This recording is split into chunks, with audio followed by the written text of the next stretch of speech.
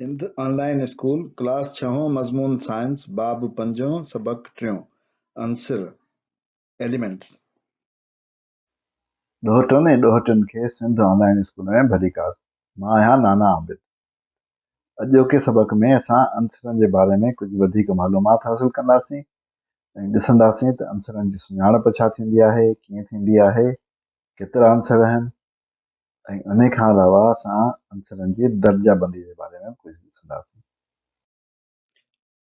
असां पोएं सबक में अंसरनि जे बारे में बुनियादी मालूमात हासिल कई ऐं असां चई सघूं था त उहे मादा जेके एटमी बनावट रखंदा आहिनि या जिन जा मालिक्यूल साॻियनि एटमनि मां ठहियल हूंदा आहिनि उन्हनि खे अंसर चइबो आहे। अंसर मादे जा सादे में सादा जुज़ा हूंदा आहिनि। उन्हनि खे कंहिं बि तरीक़े सां टोड़े वधीक सादनि जुज़नि में नथो बदिलाए सघिजे। एटम कंहिं बि अंसर जो नंढे में नंढो ज़रिड़ो हूंदो आहे जंहिंमें उन अंसर जूं सभई ख़ासियतूं मौजूदु हूंदियूं आहिनि। हर अंसर जूं पंहिंजूं महसूस ख़ासियतूं हूंदियूं आहिनि। सभई अंसर एटमनि जा ठहियल हूंदा आहिनि। कंहिं बि हिकु अंसर जा सभई एटम हिकु जहिड़ा हूंदा आहिनि। असां पोएं सबक में मालिक्यूलनि जो कुझु अभ्यास कयो। असां ॾिठो त पाणी जे मालिक्यूल में हिकिड़ो एटम ऑक्सीजन जो आहे, ॿ एटम हाइड्रोजन जा आहिनि। जीअं त हिन में ॿ मुख़्तलिफ़ क़िस्म जा एटम आहिनि, उनजे करे ही अंसर कोन्हे, ही मुरकब आहे। अहिड़ी तरह लूण जो मालिक्यूल बि हिकिड़े सोडियम ऐं हिकिड़े क्लोरीन जे मालिक्यूल एटम मां ठहियल आहे, उनजे करे इहो बि ॿिनि मुख़्तलिफ़ अंसरनि मां ठहियल आहे ऐं ही मुरकब आहे। नाइट्रोजन जे मालिक्यूल में ॿई एटम जेके आहिनि उहे नाइट्रोजन जा आहिनि, उनजे करे नाइट्रोजन अंसर आहे। अहिड़ी तरह ऑक्सीजन ऐं हाइड्रोजन बि अंसर आहिनि। तो असां ॾिठो त हालांकि जेके मुरकब आहिनि उहे ॿिनि या ॿिनि खां वधीक क़िस्म जे एटम मां ठहियल आहिनि, पर उन में बि ॿ या ॿिनि खां वधीक अंसर शामिल आहिनि। अंसरनि खे सुञाणण लाइ या उन जे बारे में ॻाल्हाइण लाइ उन्हनि खे नालो ॾिनो वियो आहे ऐं हिकिड़ी निशानी ॾिनी वई आहे। जीअं ऑक्सीजन उनजो नालो आहे ऐं उनजी निशानी ओ ॾिनी वई आहे, अंग्रेज़ी ओ। अहिड़ी तरह हाइड्रोजन अंसर जो नालो आहे, उनजी निशानी एच, अंग्रेज़ी अखर जेको आहे उहो ॾिनो वियो आहे। अहिड़ी तरह लूण जे मालिक्यूल में मौजूदु सोडियम ऐं क्लोरीन जेके आहिनि उनखे Na सोडियम ऐं Cl क्लोरीन जेको आहे उनजो नालो ॾिनो वियो आहे। नाइट्रोजन जो निशानी यानी सिंबल N आहे।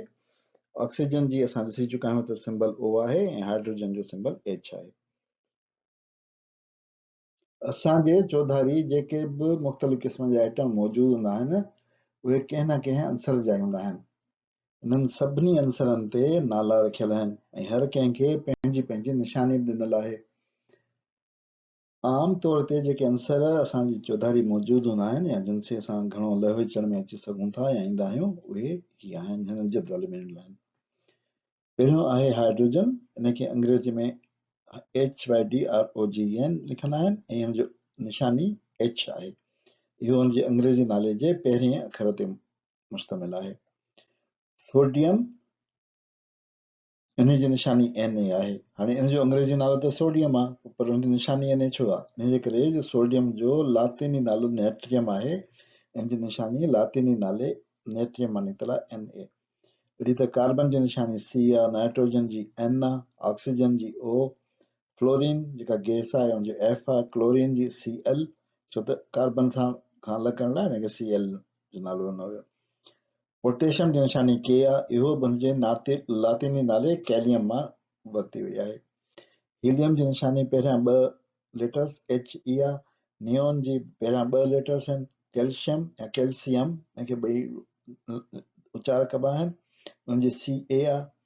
सल्फर यानी गंधरफ उनजी S आहे, फास्फोरस जी P आहे, एल्यूमिनियम उनजी Al आहे, मैग्नीशियम या मैग्नीशियम उनजी Mg आहे, लोह यानी आयरन उनजी निशानी Fe आहे, जेको बि लातीनी नाले फेरम मां वरितल आहे।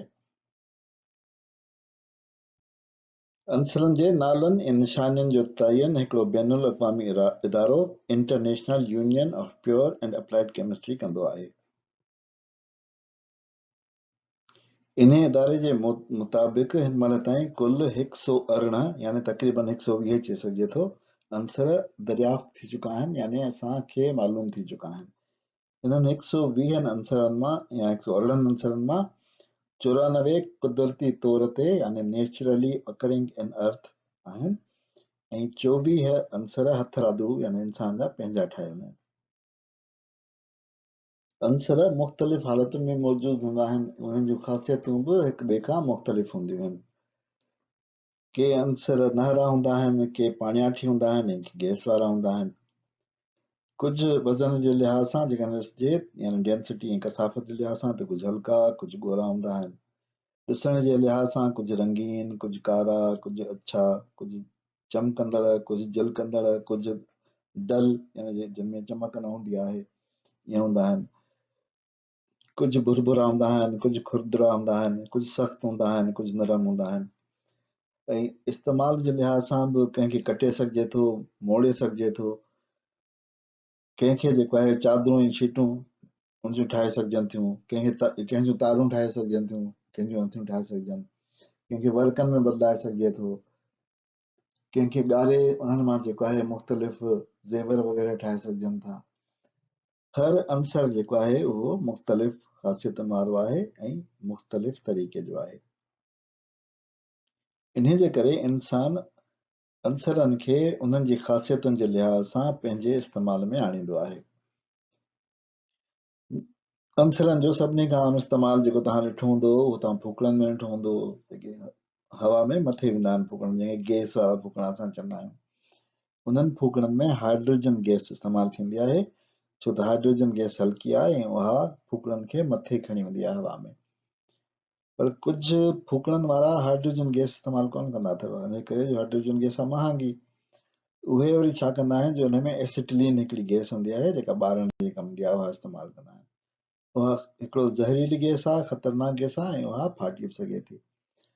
उन जे करे अहिड़नि फूकणनि खे इस्तेमालु करण सां नुक़सान थी सघे थो।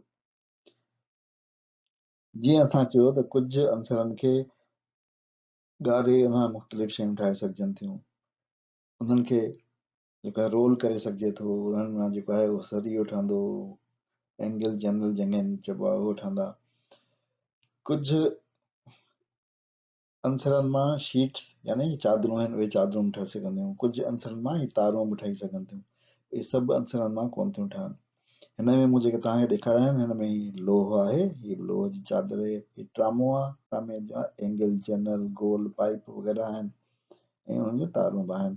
हीअ एल्यूमिनियम आहे, इन जा हीअ चैनल आहे, हीअ स्क्वायर आहे, हीअ गोल आहे पाइप, ऐं हीअ हिन जा ख़ासि शेप यानी ख़ासि तरीक़े जी हिकिड़ी शइ ठहियल आहे जेको पुर्ज़ा आहिनि कंहिं शइ जे इस्तेमाल लाइ। इहे जेके सख़्तु अंसर आहिनि उन्हनि जो इस्तेमालु असां गाॾियूं ठाहिण में कंदा आहियूं। गाॾियुनि में अंदरि बि जिते किथे ऐं उनजी बॉडी जेका आहे उन में बि लोह जे शीटुनि जो इस्तेमालु थींदो आहे। असां जेके पुलियूं ठाहींदा आहियूं उन में बि लोह जो इस्तेमालु थींदो आहे ऐं ॿियनि धातुनि जो ॿियनि अंसरनि जो बि इस्तेमालु थींदो आहे। असां जेके फैक्ट्रियूं ऐं कारखाना ठाहींदा आहियूं उन में बि अंसरनि जो इस्तेमालु थींदो आहे। एतिरे क़दुरु जो असां जेकॾहिं घर था ठाहियूं त घर में बि जेको सरियो आहे उहो इस्तेमालु थींदो आहे जेको सख़्तु धातुनि मां या सख़्तु अंसरनि मां ठहंदो आहे। सख़्तु अंसरनि जो इस्तेमालु ईअं थींदो आहे। हूअं त अंसरनि जी दर्जाबंदी घणनि तरीक़े सां थींदी आहे जेका तव्हां अॻियनि क्लासनि में हली सम्झंदव ऐं सिखंदव, पर ख़ासि तौर ते अंसरनि जी जेका दर्जाबंदी थींदी आहे उहा थींदी आहे धातुअ में ऐं गैर धातुअ में। धातुअ में उहे अंसर हूंदा आहिनि जंहिंमें जीअं कॉपर यानी ट्रामो थियो, लीड यानी शीहो, टिन थियो, निकिल थियो, सोन थियो यानी गोल्ड, ज़िंक यानी जिस्त थियो। इन क़िस्म जा जेके अंसर आहिनि उहे धातुनि में शामिल आहिनि। ऐं गैर धातुनि में घणो करे गैसूं हूंदियूं आहिनि, पर कुझु सख़्तु अंसर बि हूंदा आहिनि जीअं सल्फर थी, आयोडीन थी, कार्बन यानी कोयलो थियो, सल्फर गंधरफ हूंदो आहे, फास्फोरस थियो। फास्फोरस उहो मादो हूंदो आहे जेको माचिस जे तेलनि जे मथां लॻल हूंदो आहे। हाणे जेकॾहिं असां धातु ऐं गैर धातु जो मुक़ाबिलो कयूं पाण में त ईअं थींदो त धातु आम गर्मी जे दर्जे ते घणो करे नहरी हालत में यानी सख़्तु हालत में हूंदा आहिनि, सवाइ हिकिड़े धातुअ जे जेको आम हालत में बि पाणियाठ हूंदो आहे जेको पारो हूंदो आहे मरकरी। ऐं गैर धातु आम तौर ते गैस जी हालत में हूंदा आहिनि, पर कुझु सख़्तु यानी नहरी हालत में, कुझु पाणियाठी हालत में हूंदा आहिनि। धातुनि में रिझण ऐं टहिकण वारा गर्मी जा दर्जा तमामु ऊचा हूंदा आहिनि ऐं गैर धातुनि में रिझण ऐं टहिकण वारा गर्मी जा दर्जा तमामु नंढा ऐं घटि हूंदा आहिनि। धातु गर्मी ऐं बिजलीअ जा सुठा पसराईंदड़ हूंदा आहिनि, याने उन्हनि मां बिजली ऐं गर्मी आसानीअ सां गुज़री सघंदी आहे। गैर धातु अंसर गर्मी ऐं बिजलीअ खे पसराए कोन सघंदा आहिनि, याने उन्हनि मां बिजली ऐं गर्मी आसानीअ सां गुज़री कोन सघंदी आहे। धातु घणो करे चमकदार हूंदा आहिनि ऐं उन्हनि खे शीटुनि यानी चादरुनि ऐं तारुनि जी शिकिल में आणे सघिजे थो। धातु घणे दॿाउ ऐं छिक वारे ज़ोर खे बर्दाश्त करे सघंदा आहिनि, पर गैर धातु आमतौर ते गैर चमकदार हूंदा आहिनि, नरम हूंदा आहिनि या भुरभुरा हूंदा आहिनि। हिननि खे कॾहिं बि संदड़ियुनि शीटुनि, वर्कनि ऐं तारुनि जे शिकिल में नथो आणे सघे, छो त उन खां अॻु में हू भुरी ऐं टुटी वेंदा आहिनि।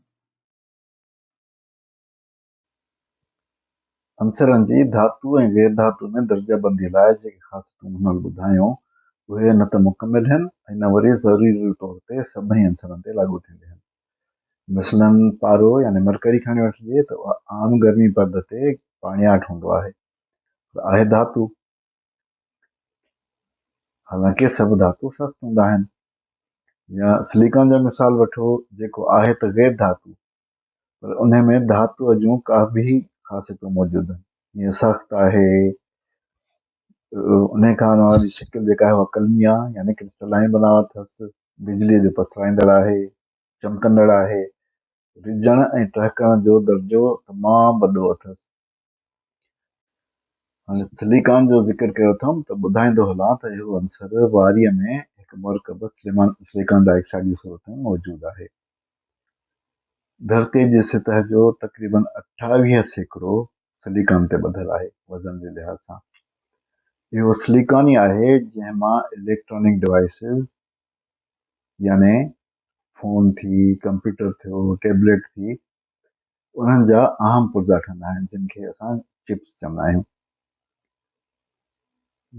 इन जे करे जेकॾहिं मां चवां त असांजी तरक़ी अॼोके वक़्त ताईं जेका तरक़ी आहे उन में सिलिकॉन जो तमामु अहम किरदारु आहे त ग़लति न थींदो। हाणे असां सबक़ जी पुॼाणी था कयूं। नाना आबिद खे इजाज़त ॾियो, वरी इनशा अल्लाह जल्दी ॿिए सबक़ में मिलंदासीं। ख़ुदा हाफ़िज़।